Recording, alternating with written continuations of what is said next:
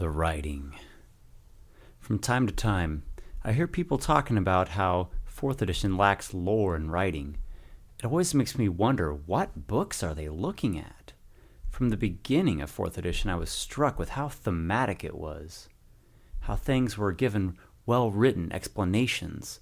Compelling stories and concepts were all over the place. Each class has a section about its power source and its place in the big picture. Take, for example, the Druid. In the 3.5 Player's Handbook, all it really says about the Druid's power source is, Druids cast divine spells, much the same way clerics do, though most get their spells from the power of nature rather than from deities. Not only are they lumping Druids in with clerics and paladins, but what does get their power from nature mean? Do they go eat grass and somehow their metabolism creates supernatural energy? Do they hug trees and magic squirrels bless them? In the beginning of 4th edition's Player's Handbook 2, there's a whole preface talking about the primal power source and its place in the world. The idea that the world is filled with primal spirits of nature, animals, and ancestral warriors that help defend it from becoming the battlefield of the gods and demons. It is the spirit of the world itself. It's all very evocative of the real-world animistic or shamanistic cultures, such as the Native Americans, Aboriginal tribes, or even ancient Japan. It creates a context that not only explains things, but gives them purpose and a place of their own. In 4th edition, I could craft whole sections of campaigns around the discoveries of the spirit path, whereas in 3.5, all I would have is, we like nature. This is merely a single example, though. Every power source has its own uniqueness to it that could be explored so much. Each paragon path and epic destiny has such a distinct style with its own history and lore and compelling agendas. You could create whole adventures and campaign arcs based around just them. Read a book such as Primal Power, The Plane Above, or Adventurer's Vault, and tell me there are no stories in good writing. If you do, then I will tell you that you don't know how to read. AC and initiative progression. This is a quick point, but one that I feel deserves mentioning. In 4th edition, you add half your level to your character's AC and initiative.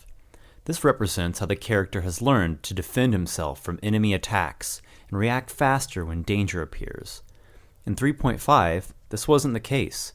It's your dexterity and largely your items that give you a better AC. For some reason, your combat experience never teaches you a thing about blocking and evading attacks or about reacting expediently when a monster jumps out. Odd as it sounds, a first level character wearing full plate has the same AC as a 20th level character wearing the same armor. The next two things I want to touch upon here are oddly both positive and negative.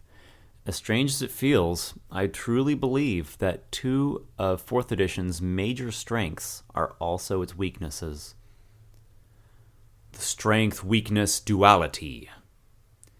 Balance. Right from the get-go, Wizards of the Coast was very clear that they had focused on game balance when designing 4th edition. The classes are more balanced in the sense that certain classes aren't overpowered, while others are relatively uninteresting and ultimately handicapped. All classes have options and are more streamlined when it comes to amounts of powers and leveling benefits. However, the streamlining and balance can sometimes feel a little too all-encompassing. The D&D Essentials builds and certain Player's Handbook 3 classes expand outside of this box some, which is neat to see. Combat is more balanced as well, so that it's more tactical, and encounters can develop and progress as they move along. Combat at low levels is interesting and not so suddenly lethal by a single kobold spear gone awry against the 5 hit point wizard or the 7 hit point rogue.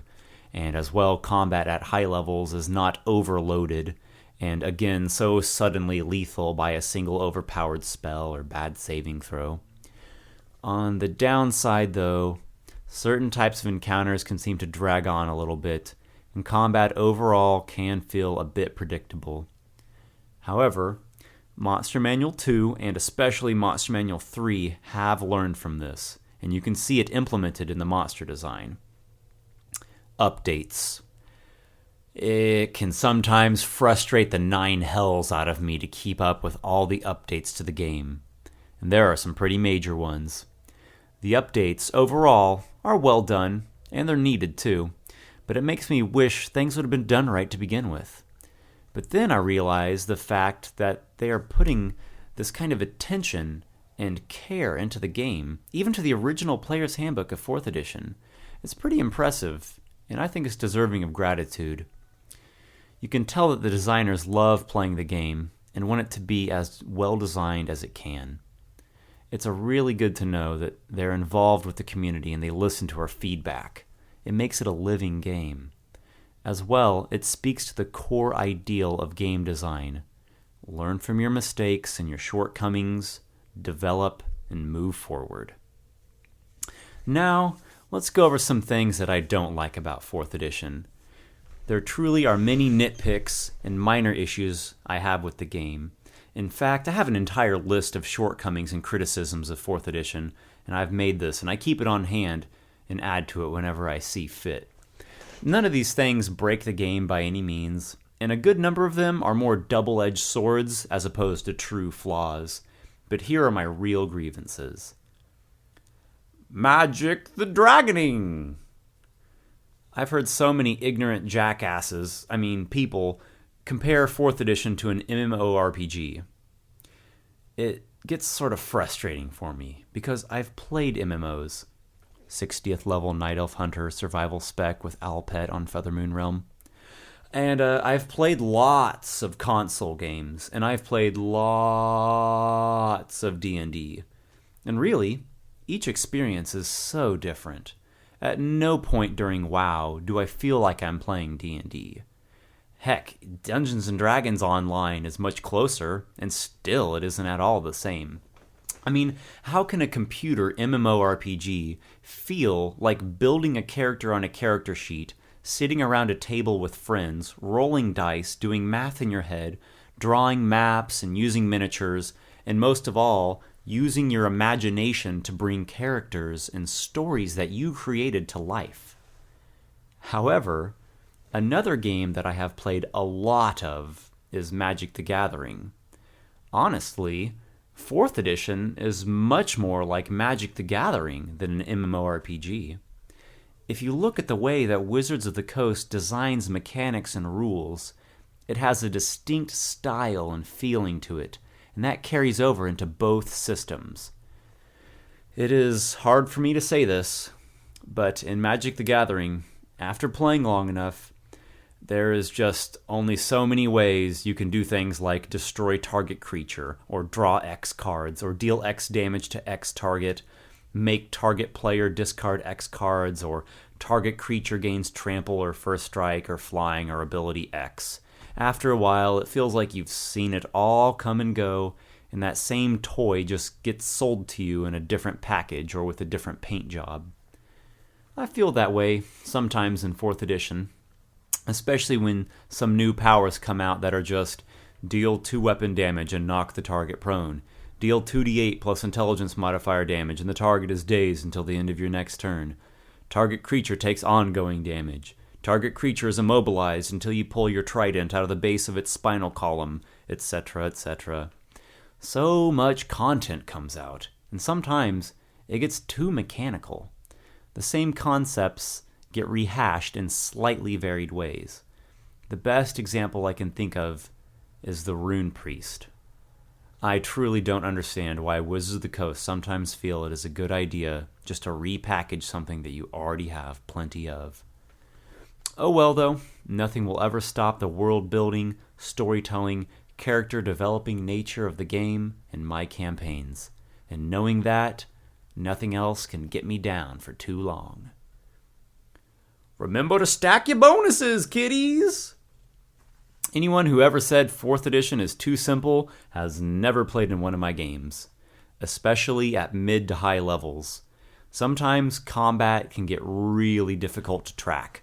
when various players and enemies have lots of these little bonuses and penalties going on all around all at the same time, and everyone has different effects and conditions stacking, it can get kind of muddled.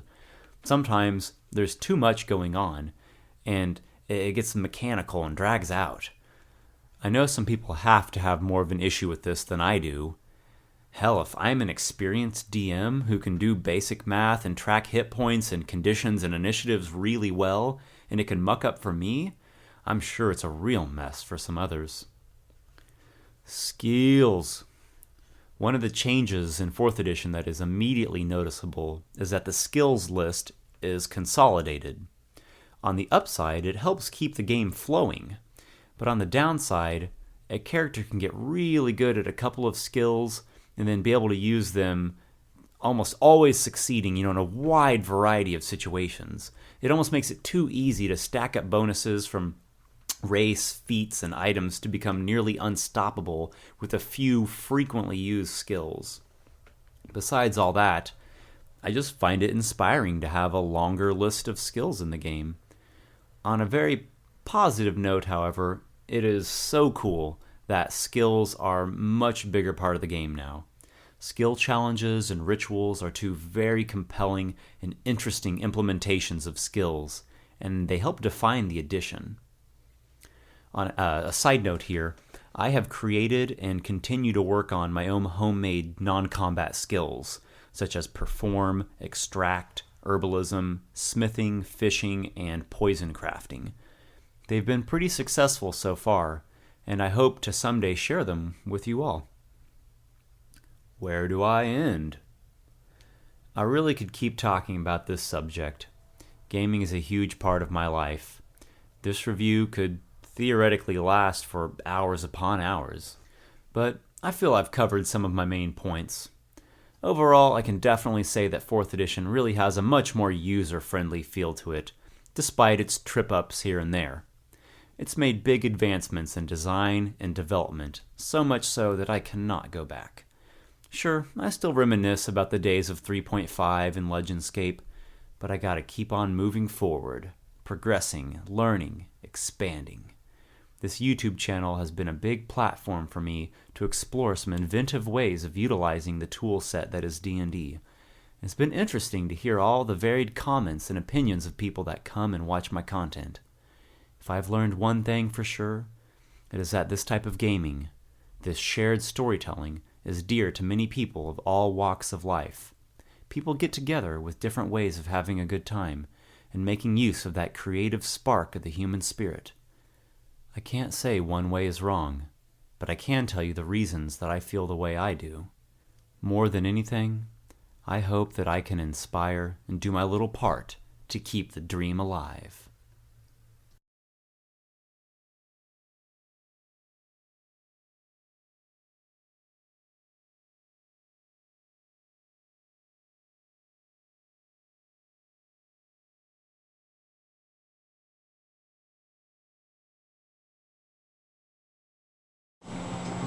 The boulette. Is her off a